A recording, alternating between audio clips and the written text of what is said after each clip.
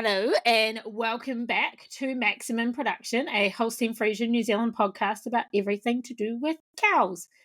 I'm Amelia, and today we are talking about the National All Dairy Breeds Youth Camp.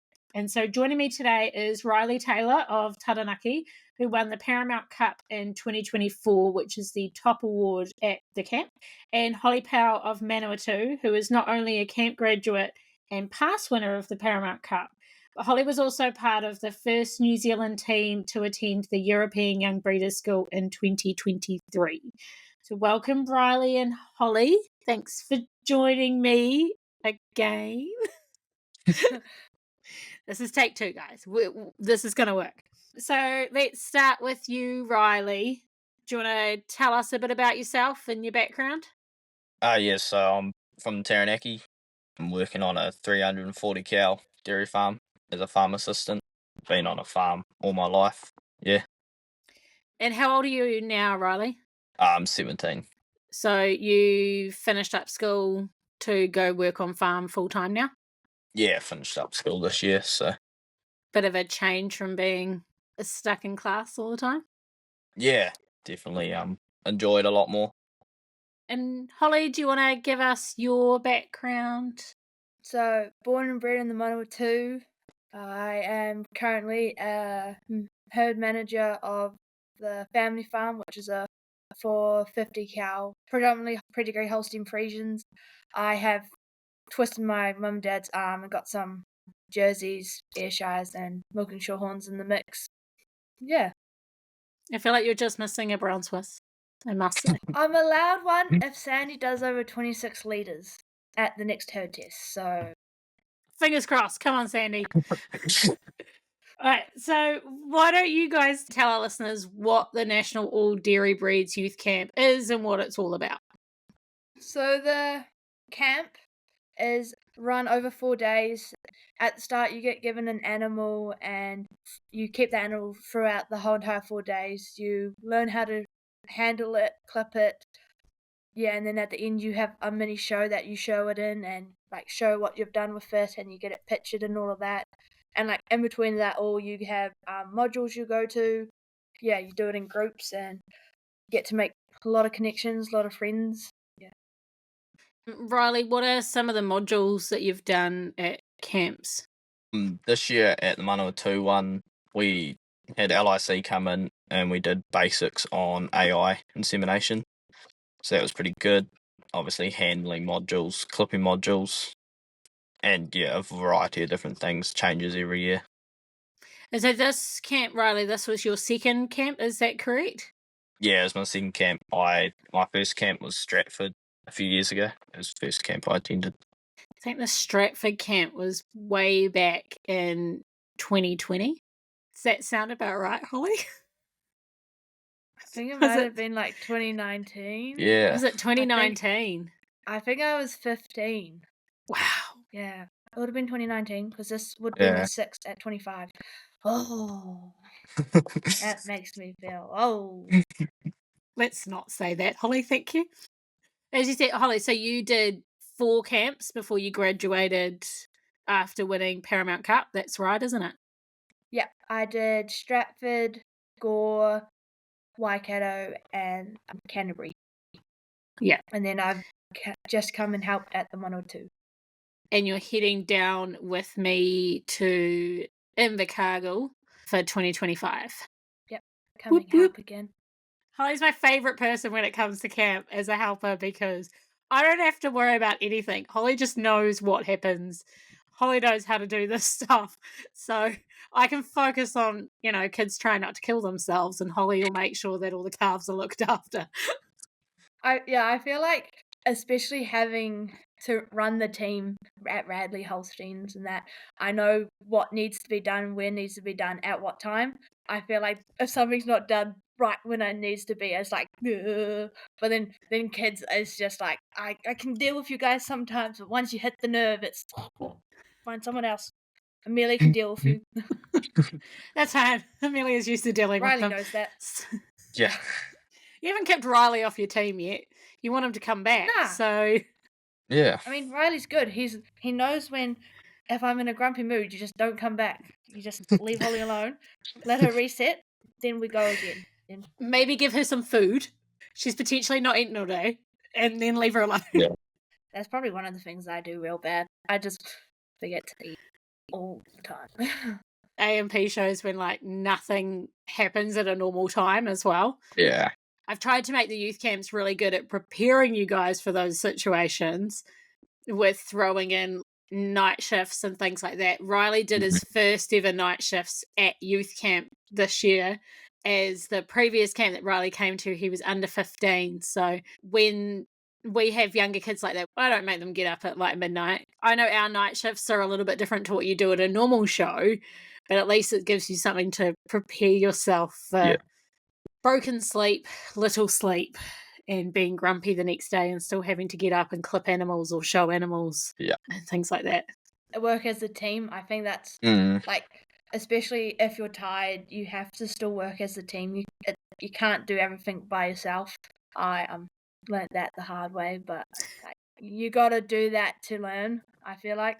But yeah, the old graveyard shift wasn't the nicest one to do. Yeah, that midnight until, or what is it, like 1 till 4 or something? Yeah. It's something like that. That's the worst one.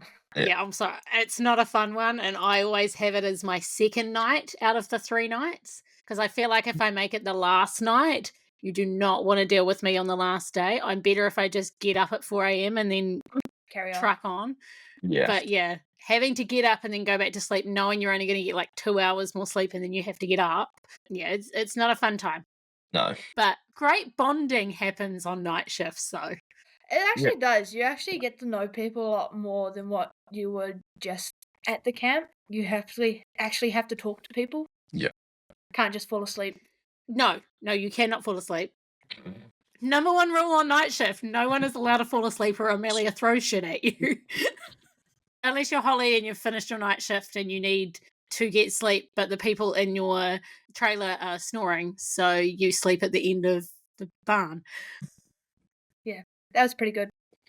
Hey, none of you guys actually woken me up, so I slept like a lamb. No, Mr. Daisy. we were pretty quiet. We were real chill. We were well behaved, weren't we, Riley? Yeah, we're pretty good. So you mentioned a little bit about teamwork. Holly, do you want to just explain how the team system works at youth camp?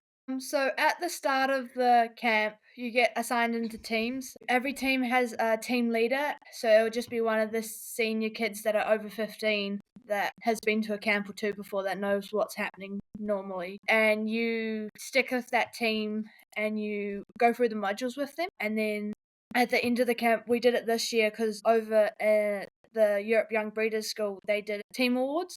So last year we did an overall team award for the camp. How you clipped the animal, like how you left the clippers from the clipping, how you worked as a team through some of the modules, just overall cleanliness, tidiness, and how you worked as the team. You got points over the whole 4 days, and at the end, the team with the most points won. I think it was your team, wasn't it, Riley? Yeah, we won the team comp this year. Although Riley's team, I think, almost cleaned up on everything this year, so there was no favouritism involved, but I think you actually did. Yeah, I think we did go pretty close.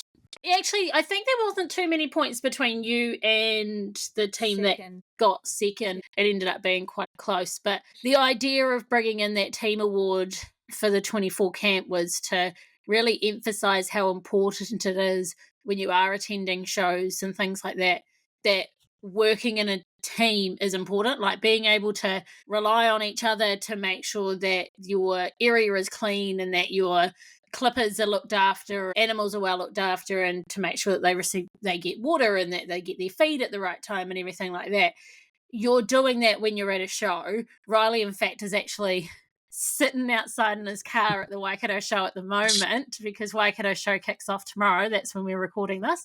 So, you know, Riley's part of a show crew or a show team at Waikato, and we wanted to make sure that the kids that are coming through these youth camps are aware of how important it is to be part of a team, so that when they show up to the shows like Riley is, or what Holly does, she'll be at Manawatu show this weekend, which I think is really important, not just at shows and at a youth camp, but I think having that teamwork skill and that leadership role is really important in life as well.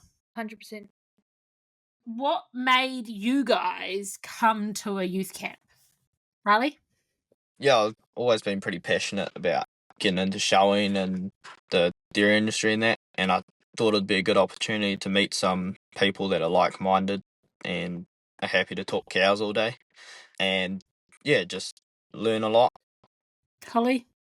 Probably just almost stepping out of my comfort zone to come to one of these camps was a big thing for me because I was quite a shy kid, didn't really talk a lot, and coming to a Really? camp, coming to a camp where people, as Riley said, were like-minded and didn't think it was weird to talk cows all day was actually quite nice. And yeah, after that, I just haven't stopped talking.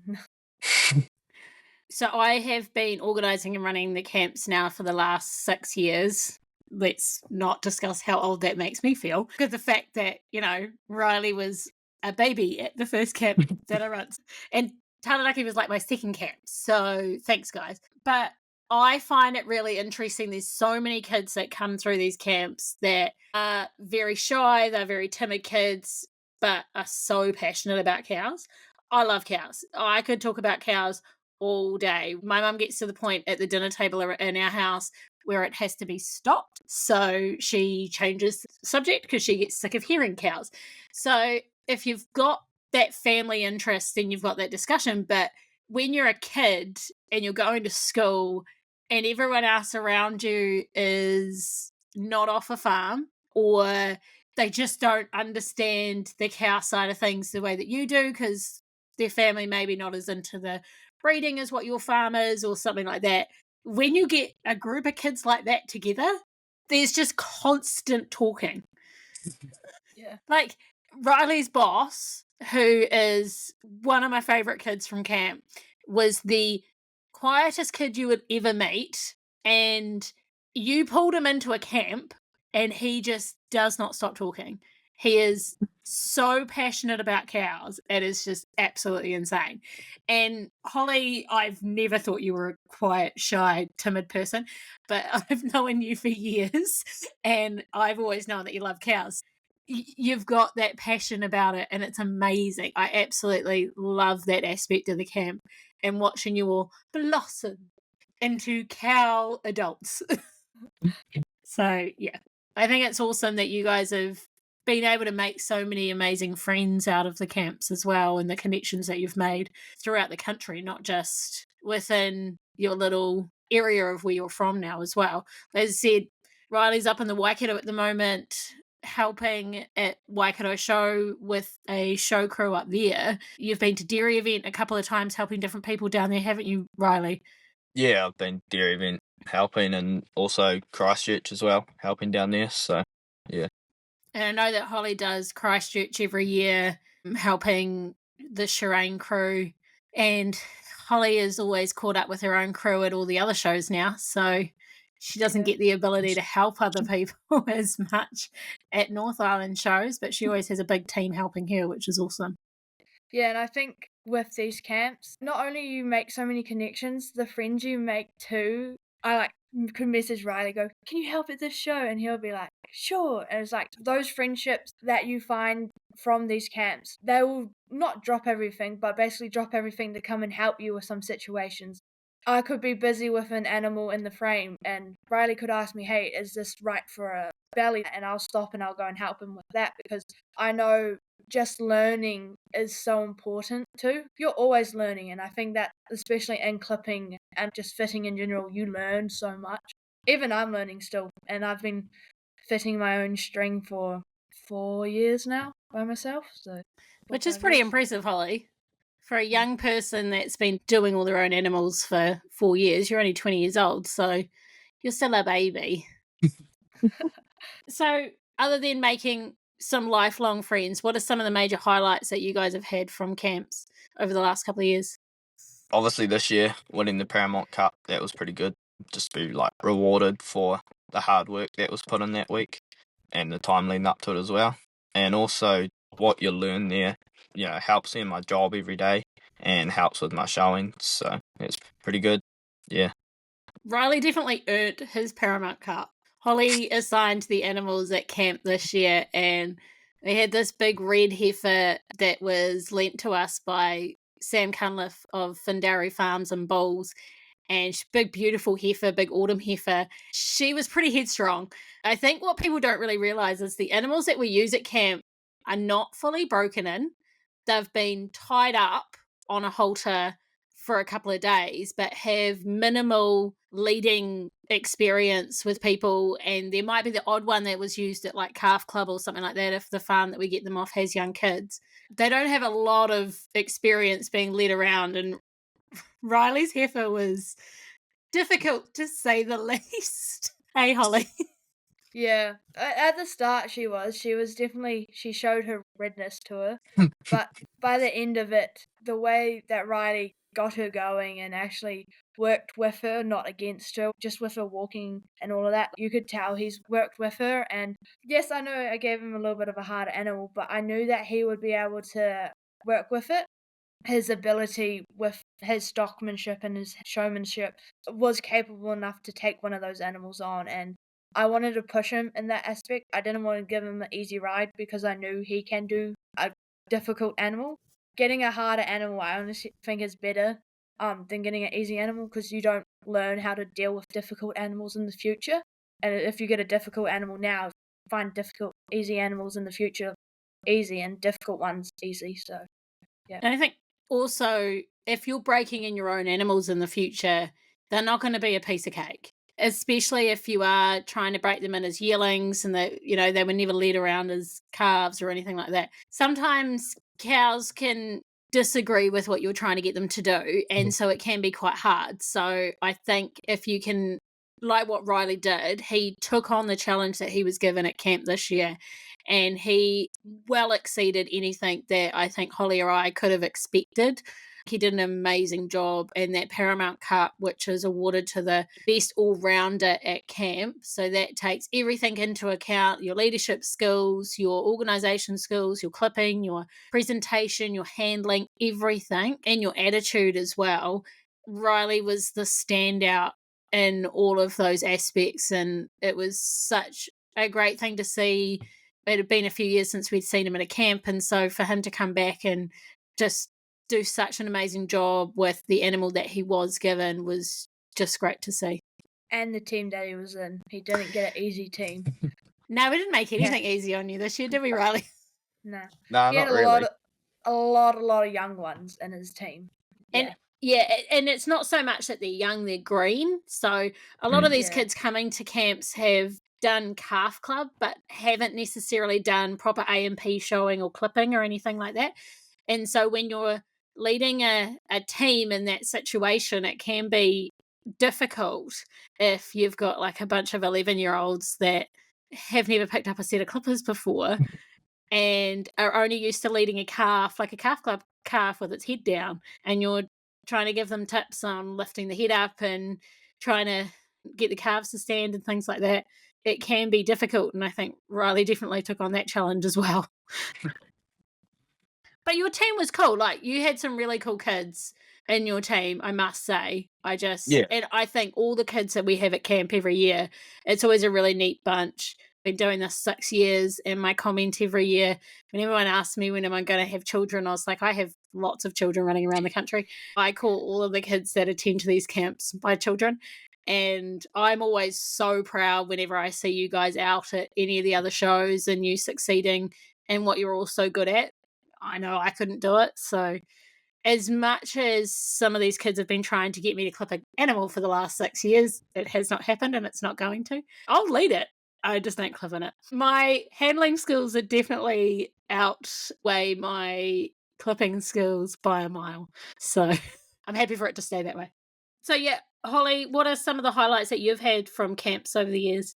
At the start, making all the friends that I have, they're all over the country now. I've made so many friends, and probably my last participation camp I did at Canterbury, me winning the senior handlers, and then obviously that Paramount trophy. Yeah, that was a big highlight for me. Winning the senior handlers, I think it was a big one for me, because it wasn't an easy class of handlers, and there were some really good handlers in there. And yeah, to take it out was pretty cool. Yeah, that was a tough year that year in Canterbury. There was a lot of really experienced kids there from all ages, not just in that senior class, but even in that junior class. Some of those kids were pretty talented on a halter. But your class, damn, it was a hard class with having Zoe Botha and Chloe Thompson, yourself.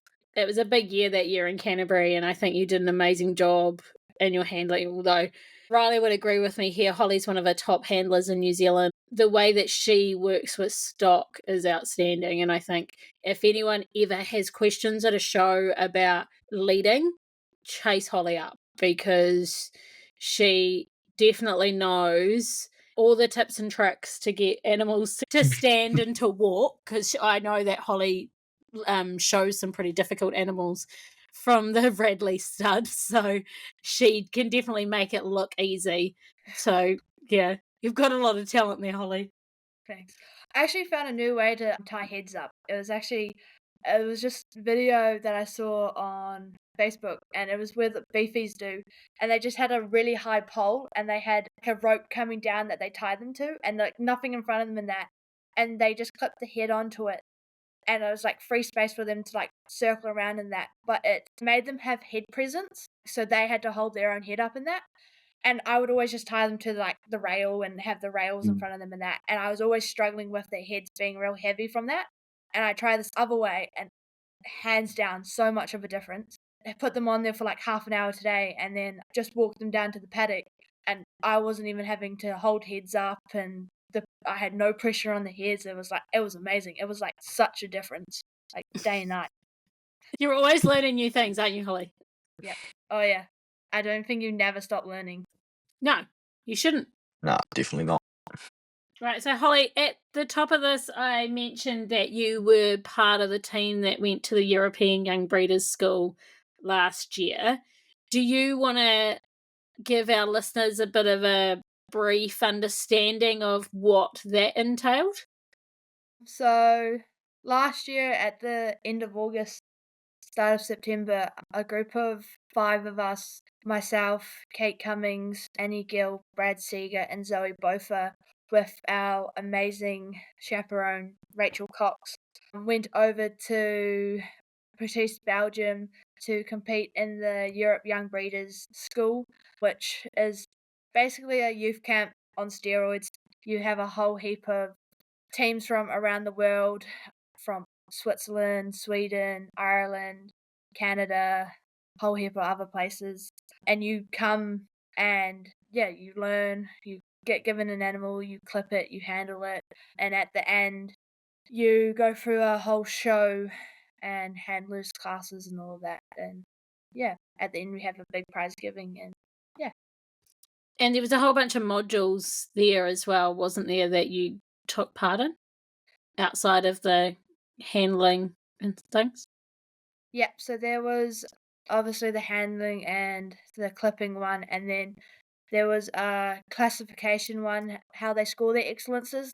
Over here, we only do excellence and excellence 2, but over there, they point them, so the 90s and 92s and how they got there and all of that. And then they did a marketing one, which was my favorite one. Blondin Size, their marketing lady was there, and she was telling us all about how on their website what colors, why they use those colors, why they had their tabs where they had them, and it was pretty amazing to see how much of an impact where the tab sits on the screen of a computer is to how they will sell the bull or sell the embryos and that.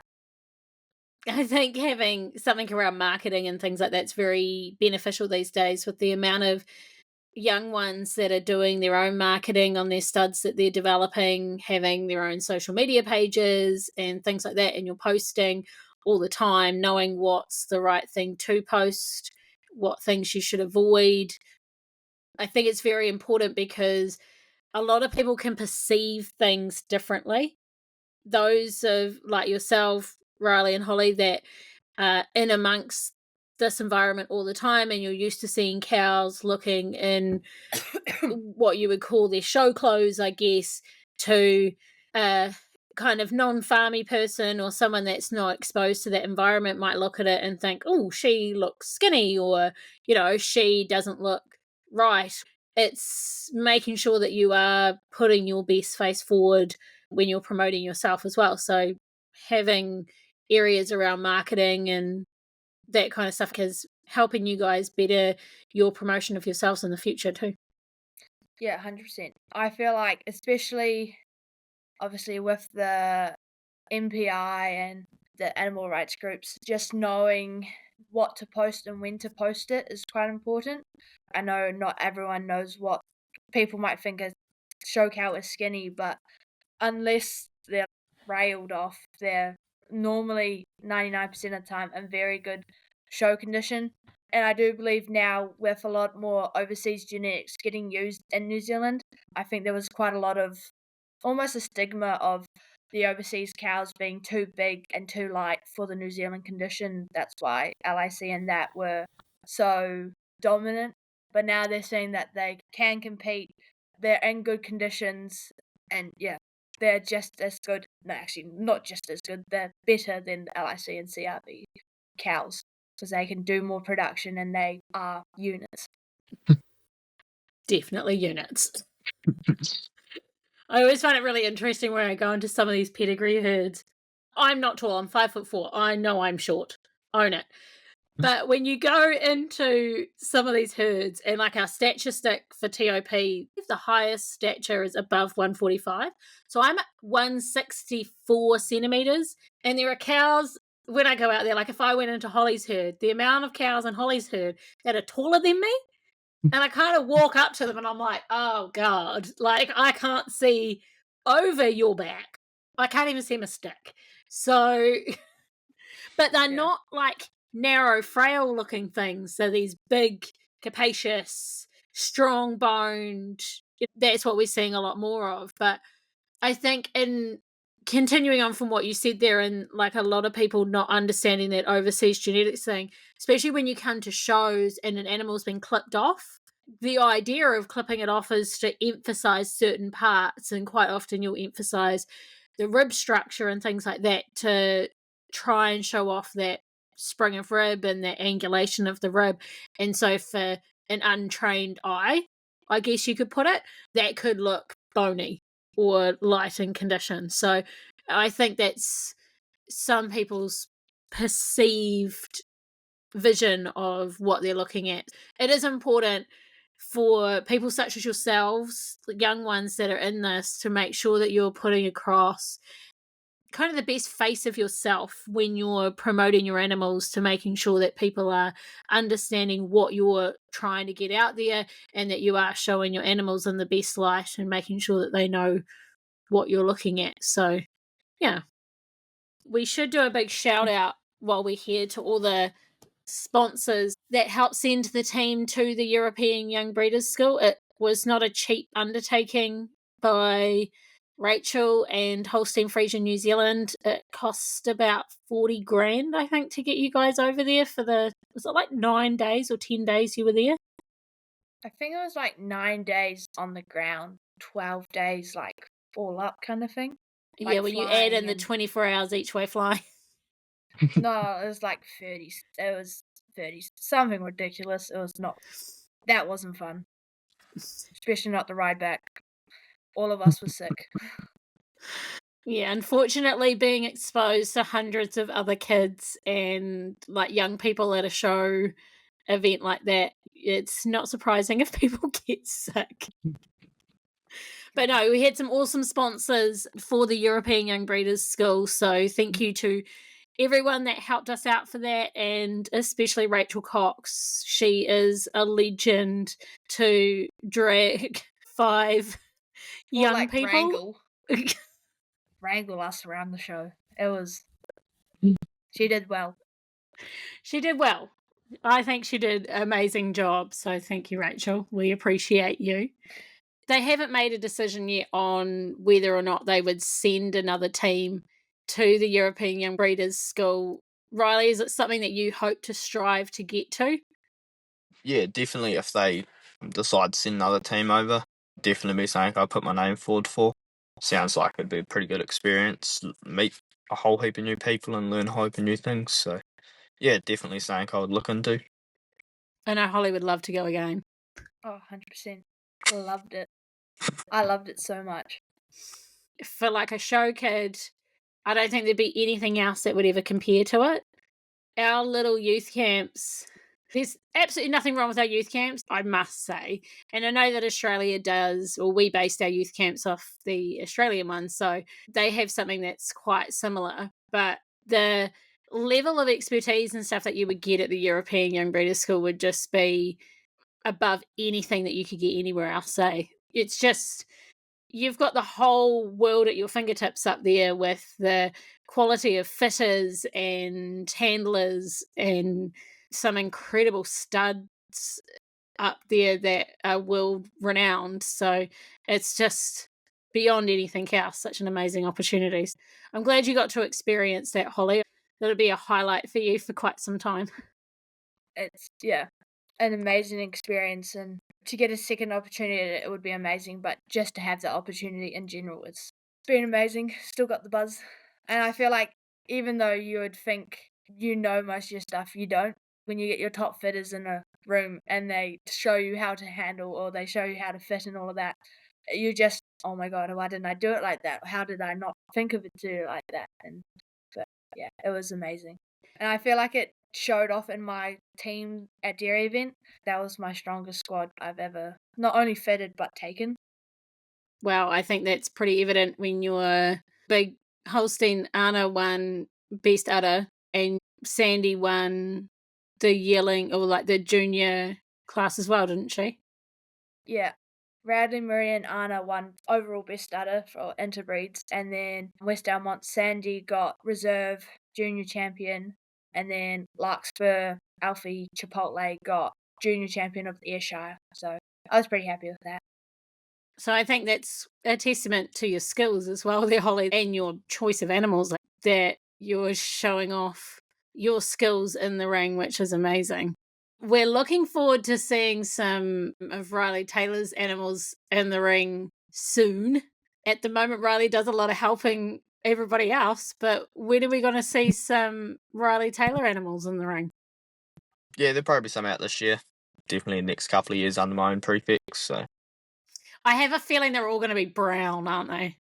yeah, definitely all going to be brown this year. Riley's a Jersey fan. I'm not making fun of it. I know he likes his jerseys. Little brown cows. Yeah. Hey, you always got to have a little bit of, as I say to Dad when the jerseys walk into the shed, you got to have a little bit of spice in there. Else they're just all black and white. Got to add some cinnamon in there. I thought your spice was your Ayrshires and your short horse. That's the cayenne. Got to have the cayenne in there. Then Sandy's the paprika. Nah, I love having the different breeds because it just makes it look more colourful. Always does look good. So we have been really lucky because you have had this experience, Holly, to use you at youth camp, which I love. But I suppose we should kind of cover off a little bit of our basic stuff around youth camp. So, Riley, do you want to cover off for us what the age range is and the rules around the ages? Yeah, so the ages for youth camp are 10 to 21, but if you're under 15, you got to stay off-site and have a guardian or a parent with you for the camp. Just obviously makes it easy on Amelia and whoever else is helping, if there's someone else to help out. Yep. If you rely on me to feed you, you're going to starve. So I love having some parents and guardians around to feed the children. So I guess the other thing is Holly mentioned earlier that we've gone to different regions. So do you want to explain about how we sort out our regions, Holly? Yeah, so every year we change islands. So obviously last year, since we're in the Manawatu, we're going down south to Gore to obviously pick up more kids from around the area. It used to just be the week before Dairy event in Fielding. But yeah, with it going around the place, not only can we see more of the country, you actually get to meet new people around the place and just meet different breeders. I think that's a cool one too. Going down to Gore the first time, Dennis Aikens did his dream thing and it was just amazing to watch, and I wouldn't have got to seen that if it just stayed in Fielding. That's Dennis's perfect cow demonstration. So the idea around it for anyone listening that has never heard of it before is you start with a piece of string that is the length of the cow's head, and everything around the cow will base off that length of string. So the length of her head should be the same as the distance between the hip and the pin. Then you halve it, and it's the width of the chest, and it comes down to like the length of the hock. There's so many different things, and the last measurement should be, I think it's like quarter of the length of the head or something, is the width of the muzzle. Super fascinating. If anyone is ever interested, I'm hoping to catch up with Dennis over the next month or so and get an actual recording of him doing it so that people can view it on our YouTube. So keep your eyes open for that coming out soon on our YouTube channel for people. Dennis is amazing at it, and it's really interesting to watch, and it just shows how one measurement can show proportional throughout the entire animal if it's balanced. Yeah. So, Riley, you are coming back to camp for 2025, which I'm super excited about. What do you think kids can expect to get at the next camp? Yeah, it'll be definitely a good experience, as it always is. There'll be the usuals, the clipping, the handling, the bonding evenings. My We always games. do it. Yeah, Amelia's Bonding? games. What's bonding? We always do a quiz one night, and when normally some people from the region come in, like breeders from the region come in, we have dinner with them and we do a quiz night. So that's always pretty good. Get into your teams and have a bit of a competition. Apparently, my quizzes are really hard, though. Yeah, Some they of your can be questions sometimes. are. Yeah. Trying to Especially when challenge you're your tired. brain. Yeah, when it's tired, it's probably just bare minimum work. Yeah. So I haven't actually announced what any of the modules are for this year. I try and keep them a bit of a secret if I can. Plus, I haven't finalized one yet. So fingers crossed they get back to me quickly. But I think, as you said, the clipping and the showmanship is always standard. It's something that we work on every year. Thankfully, as I said before, Holly is joining us again. So she will be one of our fitters again coming into this next season. And we've also got another European Young Breeders School attendee, Kate Cummings, who is running our showmanship, which will be amazing because Kate can lead. She's very much like Holly, where she definitely knows how to get an animal to follow what she wants it to do with the slightest little movement. I feel like Kate has nailed that ever so slight movement that you never even notice it happening, and the animal will do whatever she wants. So for any kids that are thinking about applying and are a little bit hesitant about it, what kind of comments do you have for those kids? Definitely come. It's an experience that you won't regret doing. Yeah, you just meet so many people, learn so much. Obviously, everything we've covered tonight is what you'll do. Plus, there's a lot more as well. Everything changes every year. So even if you've been before, like, it's still, come again, learn some more stuff. We're a cool bunch of people, aren't we, Holly? Yep, always. And you make so many friends. Friends and connections from these camps is massive. You can take away everything, all the info you want from the camp, but the friendships you make are lifelong. Obviously, I met Riley at the first Stratford camp, and we're almost besties now. Like, I wouldn't have met some of my friends down in the South Island that I did if I didn't go down there. So, yeah. Your friendships and connections are amazing. I wouldn't have gotten to work with Shireen Holsteins if I didn't go down to one of those camps. So I think that's something that is really evident. So the people that come and help at these camps are volunteers from the region, other than Holly, who's coming down because I need a second chaperone to make sure these kids don't, I don't know, walk off farm in the middle of the night and I'm half asleep. But they're all farmers and show people themselves, and they're always on the lookout for new team members for their show crew. So we've had in the past, I think it was a Canterbury one a couple of years ago, and by the end of the youth camp, I think every single kid that was there, and we had like 20 something kids there, was teed up to go and help a different crew at dairy event 2 weeks, 3 weeks later, and it's just by making those connections, because they're able to see that you're passionate about what you're doing and that you're interested in learning more and you're good on a halter, or even you're just happy to catch shit for a couple of days. Let's be honest, we all started there. No one starts as a top fitter. You start by catching shit and you work your way up. And so by getting that experience, because what you do is you learn so much at these youth camps and then you go to these shows, and if you're helping on like Holly's team and Holly's up there clipping and you can ask her questions, or she might be like, oh, why don't you do the feet for me? And it's just slowly building up into that level where you are clipping your own animals and getting to that level where Holly is. Holly didn't start there. Riley didn't start where he is. So if you can come along to these youth camps, it's just a step in the right direction if it's what you want to do. And she said just being around other kids that love it as much as what you do, I think makes a huge difference. So we'll finish off by getting to know you guys a little bit more. Starting with you, Holly, you said that you're managing the home farm now. What's your kind of 5 to 10 year goal in life? Where do you see yourself in 5 to 10 years? Hopefully, want to be looking at, obviously, share milking. I want to start taking over the farm. Even though New Zealand's not massive, but I love the fishing, the feeding, and just the overall preparation of animals. So, like, starting a boarding service or something like that, that would be something I could look in the future at. Yeah, just obviously sticking in the industry, maybe look at going overseas for a year or two, or I don't know. 10 years is a long time.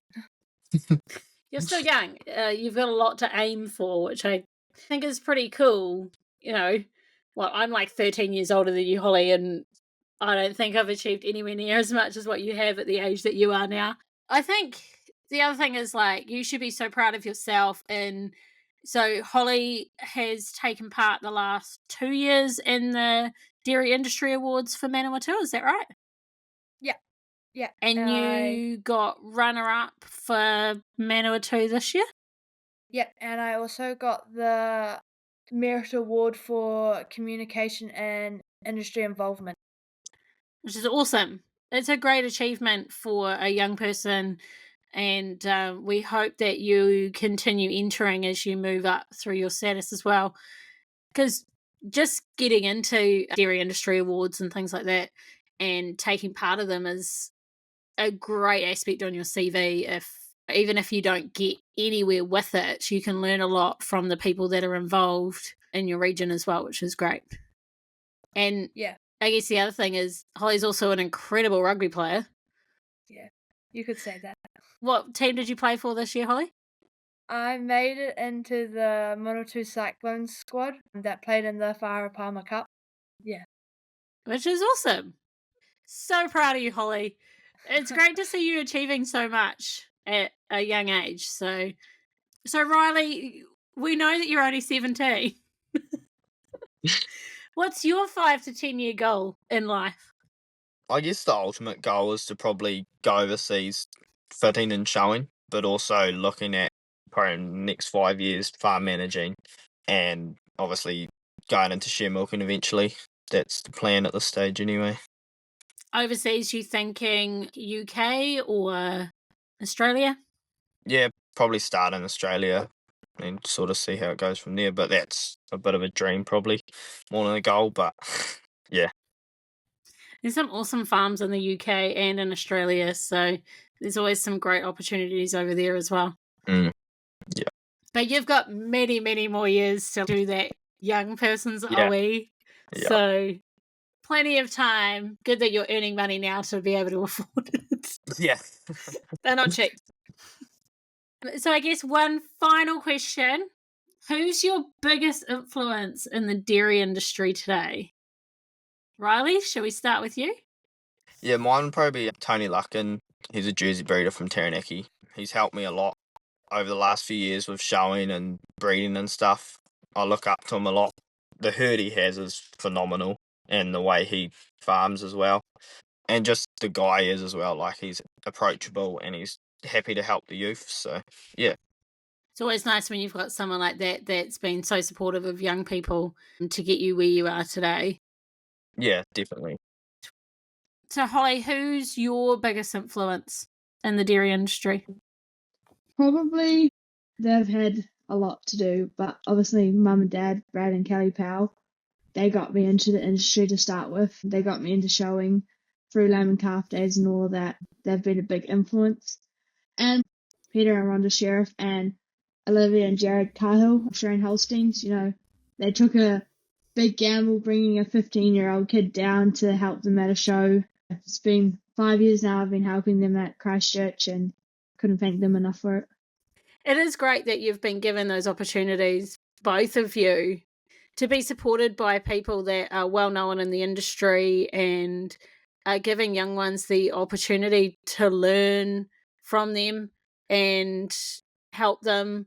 As you said, like, you're a young kid that they've taken all the way to Christchurch to help them fit. And for Riley, just having people around you that can give you those tips and tricks and breeding and things like that, even if it's got nothing to do with showing, just breeding sides of things, I think is really important.